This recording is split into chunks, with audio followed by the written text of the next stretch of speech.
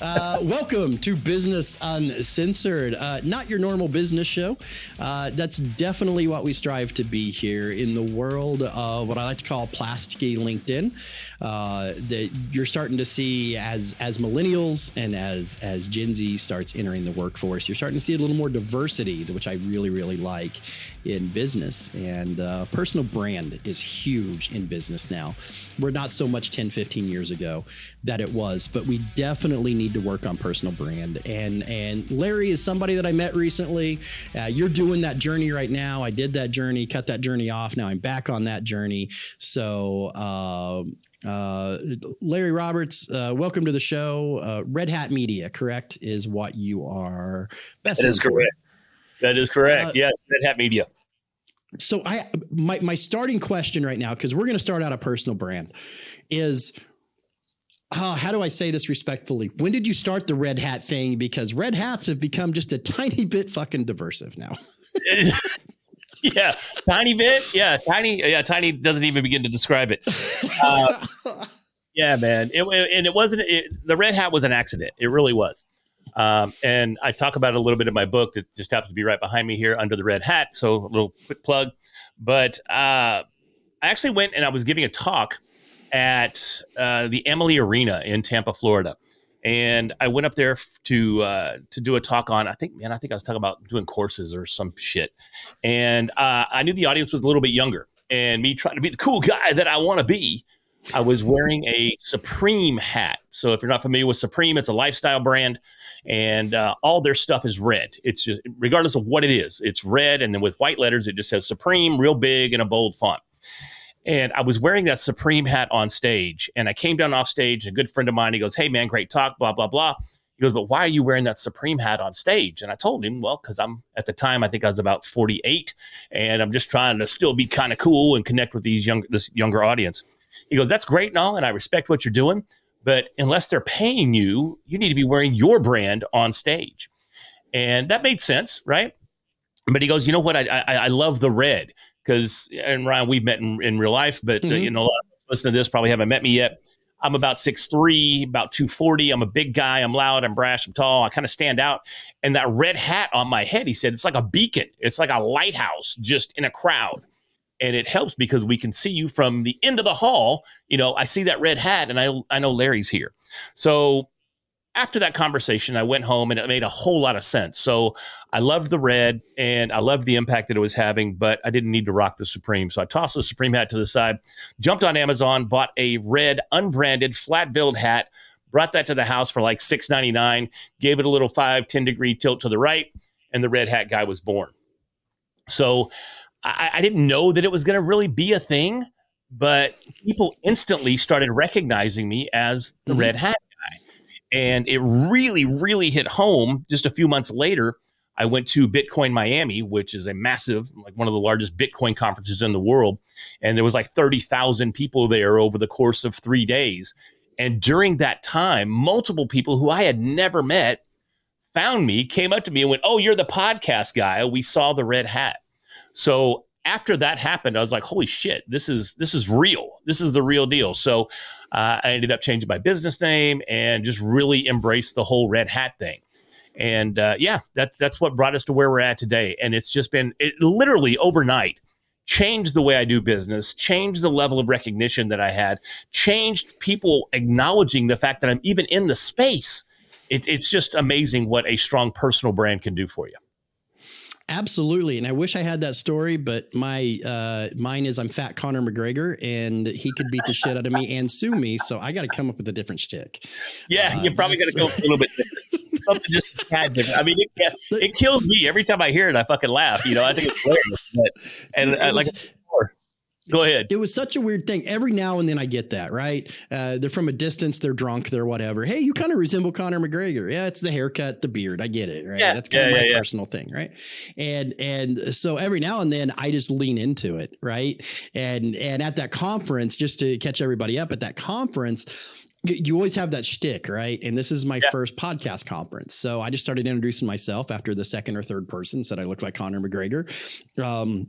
I just started introducing myself as Fat Conor McGregor, and holy shit, now everybody that I added on Instagram and TikTok and Facebook now just calls me Fat Conor McGregor. So I don't know if that's a good thing or a bad thing, but as far as personal brand, I've got some ideas. But to kind of narrow in on the personal brand thing, when you were speaking on stage and you were struggling to find a personal brand, and this gentleman helped you out by giving you that piece of advice. Sure. What are some of the things that you knew that when you're building a personal brand in business, because you're a public speaker, your media, podcasting, all of that, and you know how intensive that is. What are some of the other things that you struggled with building that personal brand before you got to where you were at? Well, I struggled with all of it. I struggled with finding the personal brand. And it's funny because you're talking about being the Fat Conor McGregor and everybody references the Fat Conor McGregor reference. But a lot of people, and it's still this way today, they know the red hat guy, but they couldn't tell you my name. Mm-hmm. So there's still that component as well. So the red hat has transcended even who I am, and going up through the ranks before the red hat was even established. And again, it's only a couple of years old. I've only been doing it a couple of years. But before that, I kept trying to find a way to stand out. I went through so many different brands, so many different attempts at a brand, and so many different attempts at doing what I thought I needed to do to be a brand. And I never knew how to just embrace being me. So the cool thing is that once I landed on the red hat, and it just happened to be a flat billed hat that I could tilt to the right a little bit, that's my style. That's how I dress regardless. Now, blue's my favorite color. I never would have chose red, but but the red works, and I can embrace that. But it was the mistakes of trying to conform and trying to fit into a mold of what I thought was a brand instead of just embracing me. Just be who I am. It's funny because I look back at, man, just 3 years ago, not even probably three, just before the red hat, maybe even. I was on a podcast here in Dallas, and there's a gentleman by the name of Jeff Crilly, and he owns some of the cat daddiest podcast studios in all of Dallas. And I was on his show, and he was he was a news anchor here at Fox 4 for 20 plus years. So I thought I had to dress up. So you see me there, and I'm in a collared shirt, and I've got a jacket on, and I got my hair did, and I'm sitting there all prim and proper, and I'm talking about Joe Rogan and how Joe Rogan had such an impact on the podcast industry, and the podcast industry continues to grow, and the forecast. Man, fuck that. That's not right. That's not who I am. That's not my gig, you know? So I look at that and I go, oh my God, dude, you were trying so hard to fit in or build that brand instead of just being you. You know, now I'm on ABC here in the Dallas-Fort Worth market quite regularly on the morning show here. And this is how I go. I've got my little zip up, pull over. I got my red hat. I got my glass. I got my Jordans on. I got my jeans on. It's me because that's how I dress. That's how I've always dressed. That's how I'm comfortable. And that's the absolute key component. And we hear this word all the fucking time, authenticity. Nobody wants to even hear the word authenticity anymore because that's all you hear. Right. But so many people try to fake being authentic that it backfires on them. And they're so worried about their name being out there. I don't give a shit if anybody knows my name. They know my brand, though. They know my business. Mm-hmm. They know that I'm in the podcast space. They know that the red hat guy can help you launch a podcast, grow a podcast, blah, blah, blah, blah, blah, blah, blah. That he can do. They know exactly what the red hat stands for, but they don't have to know my name to come to me and want to do business with me. So I'm not doing it to be popular or be famous or any of that nonsense that you think comes with being a personal brand, or that Gary Vee or Grant Cardone or any of these other guys or Alex Hormozy or any of these cats, that they have a name, but their name is their brand. It doesn't have to be that. And the odds of me establishing Larry Roberts as a brand are infinitely more remote than having something recognizable like a red hat that lets me stand out in a crowd and instigate those conversations. And that's all I want to do with my personal brand, is to start those conversations. Because if I start the conversation, I have the opportunity to build a relationship. And on top of that relationship, there may be an opportunity to do business. And on top of doing business, there's all these other opportunities for other connections. And it just grows and grows and grows and grows and grows. And I could give a shit if anybody knows my name. You're correct, and so back when I was doing public speaking before, but it was marketing and insurance. The marketing company I came from, we did a lot of insurance marketing, a lot of insurance websites, a lot of insurance marketing, a lot of that stuff. So I spent a lot of time at insurance conventions talking, and I always wore a sweater vest, right? No matter what I wore, always a sweater vest. I've got an entire closet of ugly ass sweater vests. Let me guess, it was Fat Michael P. Keaton. Is that what it was? Yeah. It was back then. It was just fat guy. There was no Conor McGregor in that. But yeah, I always wore a sweater vest, and people could pick me out of a crowd because I don't have your luxury of being 6'3" at all. I'm like 5'9" if I stretch. And so, but having that sweater vest on, always people would always know it was me because every day at the conference, every video I made, everything that I did, I'd always have that on. And I got known as the sweater vest guy. And so I get it, but that's not something I really wanted to lean into. And at the time, I don't think I really got that. Maybe I could have. Maybe we could write like bro books of sweater vest media, and whatever. And by the time we find a couple other people have a whole fucking outfit, right.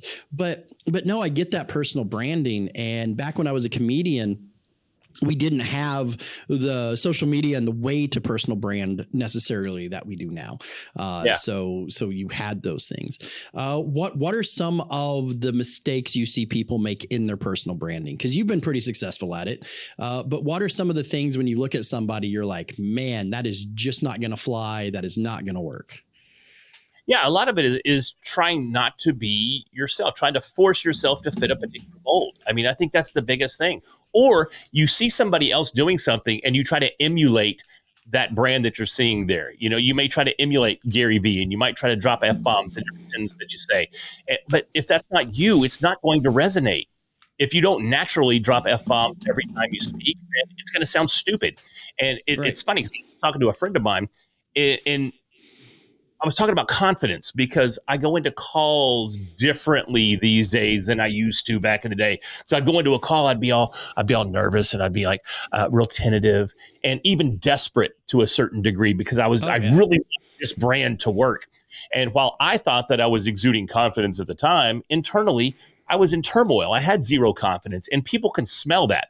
It's like a shark smelling water. If you come to a conversation and you don't have confidence in what you're doing, what you're presenting, what you're saying, they're going to see that right out of the gate. And it's very difficult to try to force yourself into a mold that once again is not you. And I go back to the reference of the podcast where I was in a jacket and a collared shirt. And I was doing the same thing at networking organizations here in Dallas. I belong to several fairly high profile organizations. And I thought, man, these are all businessmen. They're all CEOs and they're all, C-suite type individuals. I have to conform. And dude, nobody wanted to talk to me. And I wasn't comfortable. I'd go to the meetings. I'm like, hi, I'm Larry. It's good to meet you. But until I came in and was me and was comfortable in my own skin and was building around a brand around that authentic self of mine, that's when the change started happening. So that's the biggest mistake and now I see a lot of people going, well, how do I find my red hat? What is my red hat? And I'll see them try to wear a t-shirt, or I'll see them try to wear some shoes, or I'll see them try to wear, a belt buckle or whatever it may be. That's not the key to finding your personal brand. Once again, people are looking at what I've done that is accidentally, and I stress that, accidentally worked for me. Right. I found that because I'm comfortable, and it just happens to be that element. So you got to look inside you and go, what makes you comfortable? What puts you in a position that gives you confidence in what you're presenting and allows you to walk with your back straight and your shoulders as broad as they can possibly be and present yourself in a manner that people are going to go, damn, not only do I recognize this person, now I have confidence in what they're telling me to be true. So that's the big thing. And it's just like my book called Under the Red Hat. The red hat's not the brand. The red hat gives me the opportunity to present my brand, which is everything that's under the red hat. It's how I interact with people. It's what I want to do for people. It's how I leverage my uniqueness in the service of others. And I stole that line from the pit bull of, I think it's the pit bull of motivation. Larry Wingett is his name. He's the one that coined that phrase. Finding your brand is like finding what your uniqueness is and then using that in the service of others. That's your brand. I use this red hat as my moniker. That's my uniqueness, but everything under it is what I use in service of everybody that I work with. That's the key. So that kind of leads me into my next question, right? Is that how much of that personal brand that you make is a character, is not Larry, but is actually a character? How far do you separate yourself and your personal brand? Because you have to feel confident, you have to feel unique, but you cannot say that your brand or the character or the personal brand that you make is the person that you 100% really are.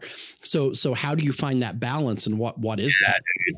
That's fucking tough. That's real tough, because even at these conferences, there are times where I have to get off of the floor and I have to go take the red hat off and just chill. I have to breathe, because if you see me at a conference, I'm talking, I'm shaking hands, I'm networking, I'm just engaging with everybody on the floor. But if you see me at home, I'm just chilling. I'm quiet. What was that? Ambivert? Is that what they were calling them there at the conference? Yeah. Yeah, I think I'm probably an ambivert, where I'm an extrovert when I'm around people, but I'm very introverted at the casa. I'm literally, I live with headphones on, and I play video games a lot. Okay, I'm a WoW nerd, so I've been playing World of Warcraft for 25 years, and I still play WoW. That's where I go, man. It's that line, but I have to have that. My wife is starting to understand that too, is because we found out we have a lot of similarities or whatever. Is that like this morning I went and filmed our little live local TV show I put on here for 11. I saw that. The Chamber of Commerce, or whatever it was. Yeah. Doing the Chamber of Commerce thing. It's growing. I'll show you what it was to what it is now, and then we know what it's going to be. Last week, I filmed the mayor's State of the City address. This week, I'm working with the downtown district. Like, I'm in a town of 15,000 people. So you got me beat on the Dallas, but I'm very involved in my community, very involved in those things, right? And I'm out and I'm doing this, and we go to our local brewery where that's filmed. I do marketing for that guy, and I'm in there, and I can't walk through the place because everybody's stopping me. Everybody knows me. We talk to everybody. And then we get home, and all of a sudden my love language at times becomes leave me the fuck alone, because I'm just out. Like, I've done this for so long that I just want to go sit in a chair. I want to play video games. I want to grab my Switch and I want to play Breath of the Wild, or I want to, here's my embarrassing, everybody has an embarrassing TV show that they can't get enough of. Mine is 90 Day Fiance. So I sit there and I binge out. Right. It's awful, man. I watched the first, I think, 2 seasons, and then I checked out. But no, it was fun. No, it really is. Like, anybody that's dysfunctional more than I am, I love to watch. But it's hard to find, and that show is there. But yeah, I come home and I don't say a lot. She goes, "Honey, you're okay? You're all right?" Like, at the bar, you're all like, and I'm like, so we've only been married like 7 months, and I'm like, yeah, I'm fine. My battery's just dead. Like I can't talk to another human being without fuck youing them. So I'm just gonna sit over here and save my marriage. Like, that's what I'm gonna do. Right. And so she's starting to know that, and that's kind of weirdly my personal brand too. I am that guy that says fuck a lot, like incredibly amount of times. But that's authentically me, and I get away with it. That's a thing that I can do because I know where to do it. I come from radio, so I knew when to curse, when not to curse, what I can do, what I can't do, and developing that.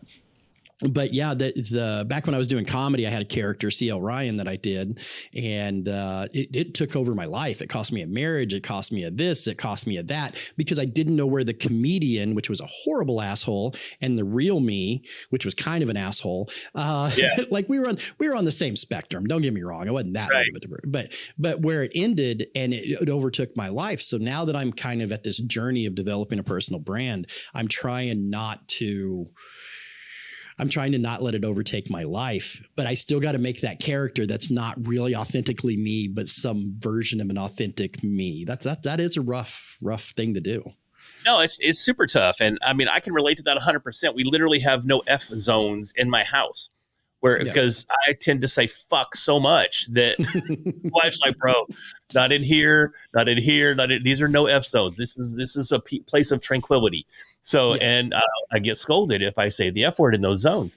But when you see me at a conference or you see me out in public, you don't hear me say F, really. And maybe at night, maybe when we're hanging out or something, but I don't say that. And, we were talking a little bit in the green room before we hit record. It's to a certain degree taken some of the, no, it's taken a lot of the fun out of podcasting, because, my first podcast was a comedy podcast, and it was as blue as it gets. Even the name was an innuendo. The name of the show was called Accidentally the Whole Tip. And it just crushed. But we had, all we had on the show was like porn stars and crazy lawyers and, crazy musicians. It was just unfiltered fun. We just had a blast with it. And then I was still in corporate America at the time when that show was going. And I finally got that knock on the door. Said, "Hey, man, you want to take a walk to HR? We need to have a chat." Because people were wearing my merch to the office. I had people at work that were wearing Accidentally the Whole Tip T-shirts and hoodies to the office. Like, bro, we can't have ATWT all through the office. That you're going to have to either drop the show or pack your bags.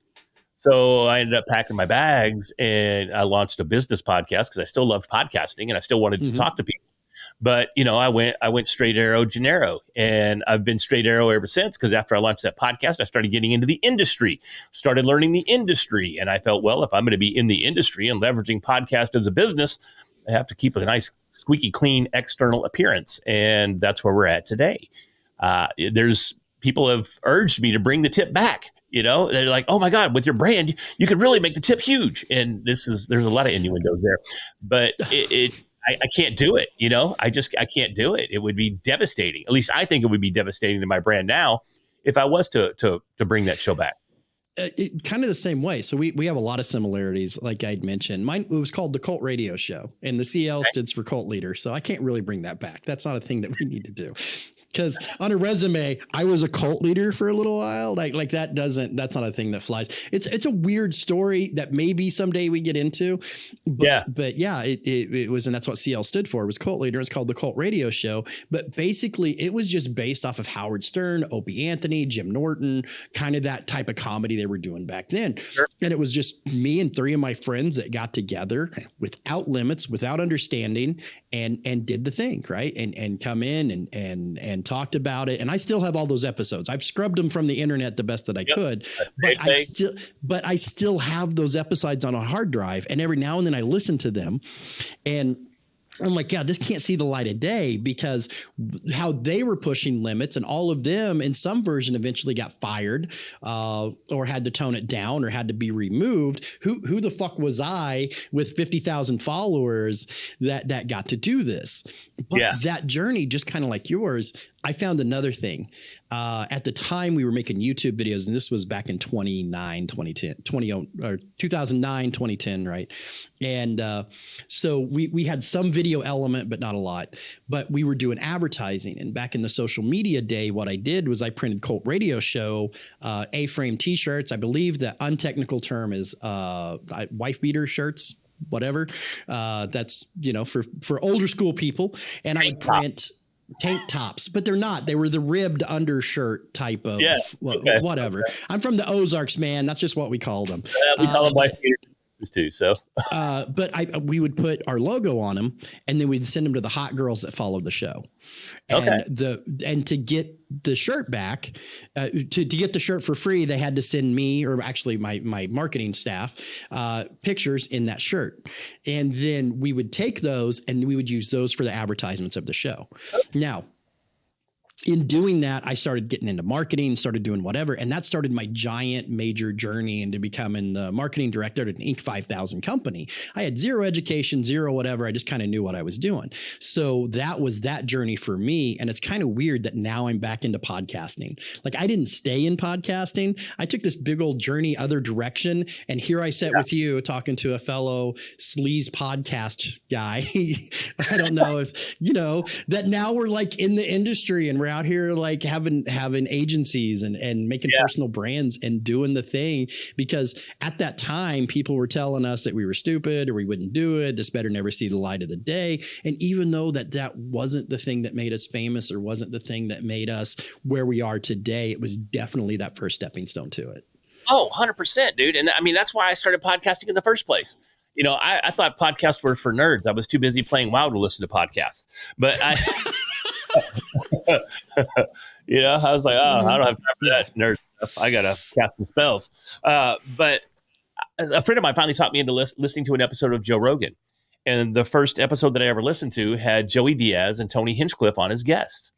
And when I heard the jokes they were telling, because if you know who Joey Diaz or Tony Hinchcliffe are, they're very blue comics, And I grew up in the 80s. I was raised on Dice Clay and Kinnison to this day is still my all-time favorite comic.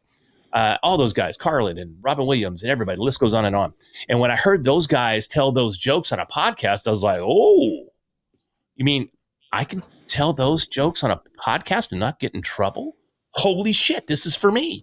So I ran out, bought a microphone and started podcasting. I had no idea what the hell I was doing, but it just took off and it was so amazing. I just stumbled onto some early podcasting success with, as a matter of fact, the results that I had then, I've yet to replicate on any show since then. Yeah, me either.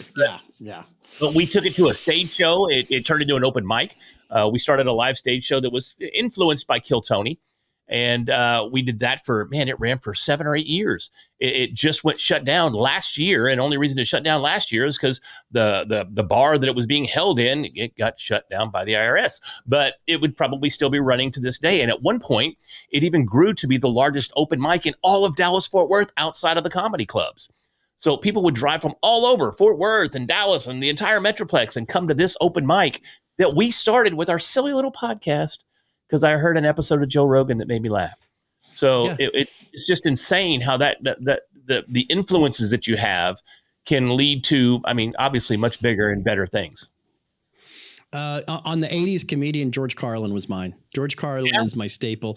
I believe that most of those books that you see over my shoulder, because here's my fun thing. Once I get my studio finished, I looked at all these upper level businessman studios that I helped produce and helped did whatever. And everything in my studio is a joke about how podcast studios are starting to look.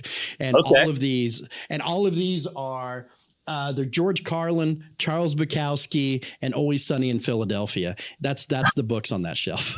That's awesome. Yeah.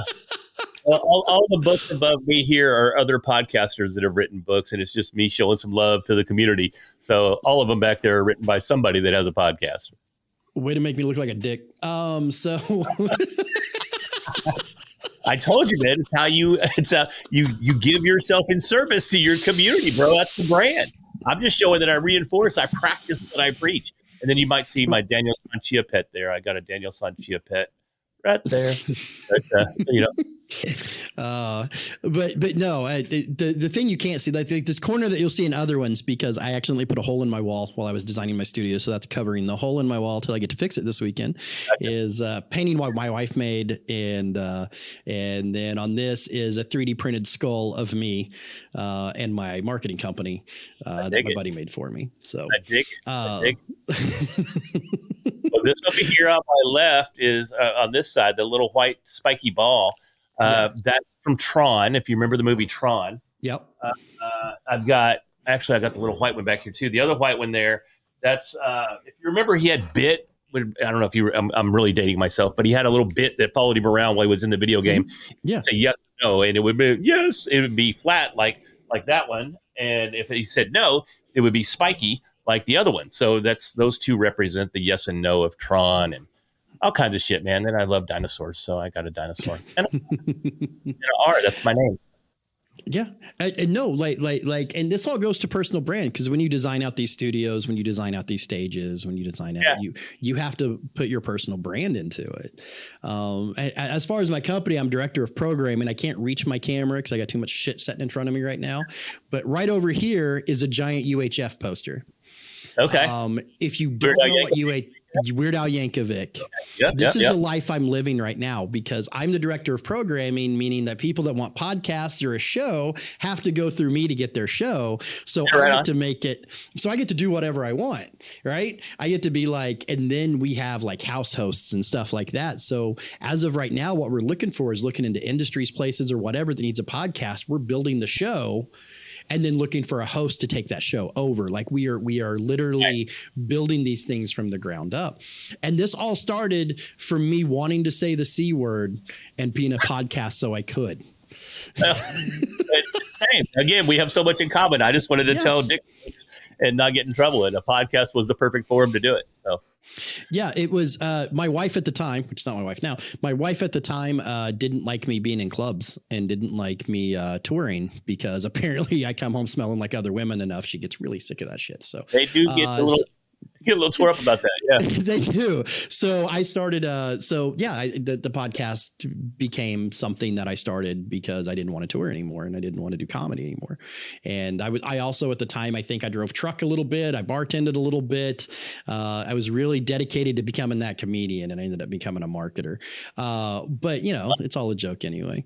Well, on the flip side, my co-host actually became a comedian because of the podcast.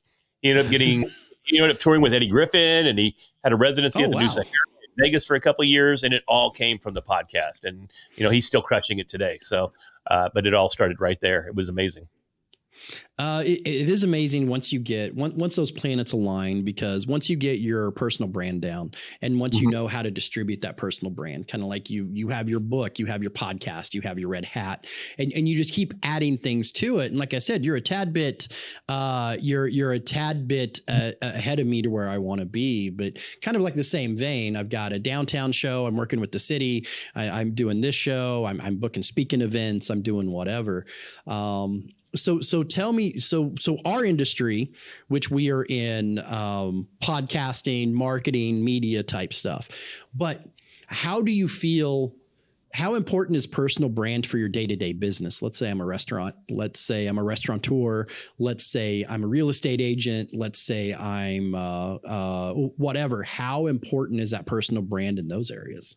I think it's absolutely critical regardless of what industry you're in, because in today's content creator and content contentpreneur environment that we're in, having that personal brand is what's going to differentiate you from everybody else that's in your industry. You have the opportunity now to stand out in a way that you've never been able to do it before. YouTube is the number one content consumption platform for both podcasts, videos, you name it. Everybody's on YouTube. So if you have the opportunity to establish a personal brand that really stands out and really resonates with someone, you have an opportunity to leverage that and gain an even bigger audience. So if you look at anybody that's out there right now that's making an impact, regardless of their industry. I mean, Gary Vaynerchuk, for one, he's got a marketing company, but he's also got a wine company. He's got all these other companies, but it's his personal brand that gets him all that attention. And I'm not saying go out and mirror what Gary Vaynerchuk is doing by any way, shape, fashion, or form, because there's too many fake Garys that are out there right now. But take your personal brand and do something similar, and it's going to help you stand out. And again, it doesn't really matter what industry you're in. Some, I think it matters more than others. You mentioned real estate agents. I think real estate agents have to do something today to stand out. There's a million real estate agents that are out there. Everybody's trying to do the same thing, and everybody's trying to put their face on the billboard or the park bench or whatever it may be. Now you have the opportunity to put your face literally everywhere and in front of millions of people. And if you can do something hyper-focused in your area, like what I live in the Dallas-Fort Worth market. I'm working on a show right now called DFW Business Builders, hyper-focused on the Dallas-Fort Worth business builders, CEOs and entrepreneurs that have built businesses to the point where they really stand out in the Dallas-Fort Worth market. Those are the people that I'm talking to. But it's hyper-focused. And if I keep it hyper-focused, guess what?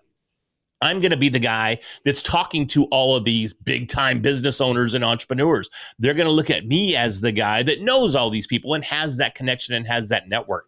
So I'm building my personal brand in this area by leveraging this hyper Dallas market show. So there's an opportunity for everybody to do that with their personal brand.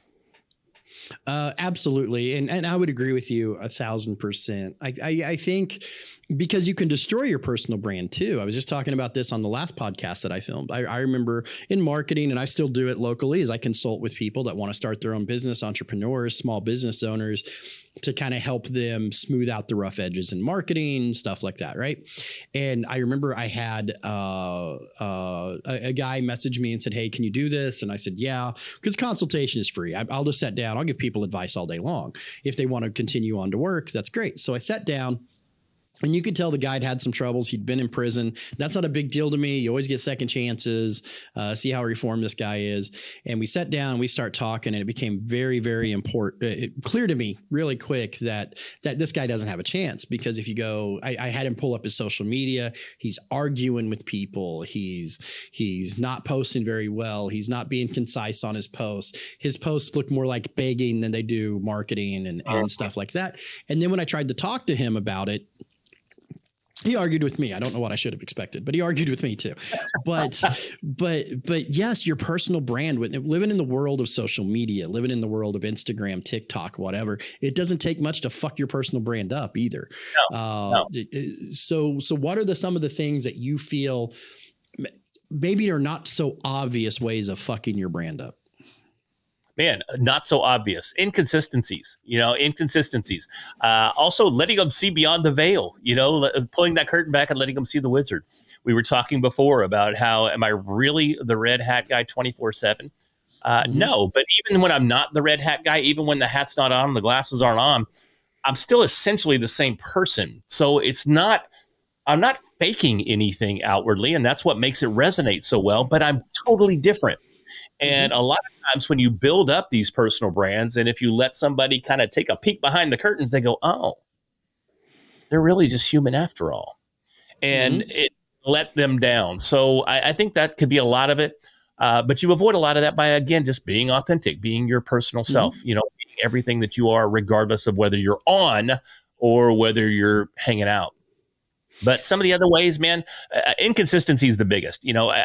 Whenever I look at a podcast, and I do a lot of podcast audits, and sometimes you see these shows, they do so many different things right, but then they do so many different things wrong because they're inconsistent in their approach. Maybe they're inconsistent in their titles. Maybe they're inconsistent in their release schedule. Maybe they're inconsistent in the length of the shows. And all of those little inconsistencies lead to bigger inconsistencies that can cause you problems. So I think you have to be cognizant of your brand. You have to do a self-evaluation. You have to do a self-audit and make sure that you're being consistent on all aspects of whatever it is that you're doing to build that personal brand. Because, I mean, if you look at it, I hoard up my personal brand at work when I was still in corporate. I got jacked up on alcohol, and although I went to rehab and came back, and I was brought back into the office, they stuck with me through all of it. They were an amazing company to be with. Everybody at the office knew that I was a freaking alcoholic at the time, and I come back trying to be straight laced now. But guess what? All the damage that I'd done prior to getting straight and coming back was already in the can.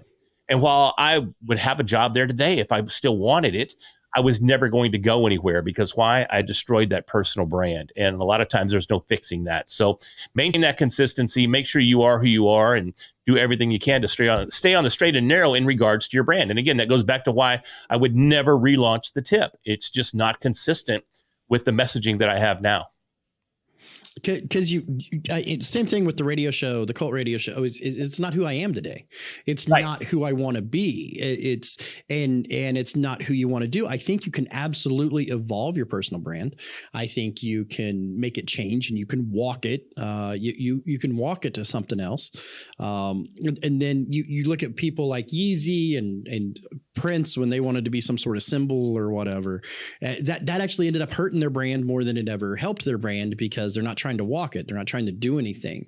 They're just doing, they become so out of touch. They just do something that's so incredibly weird that we don't understand it. Maybe they do.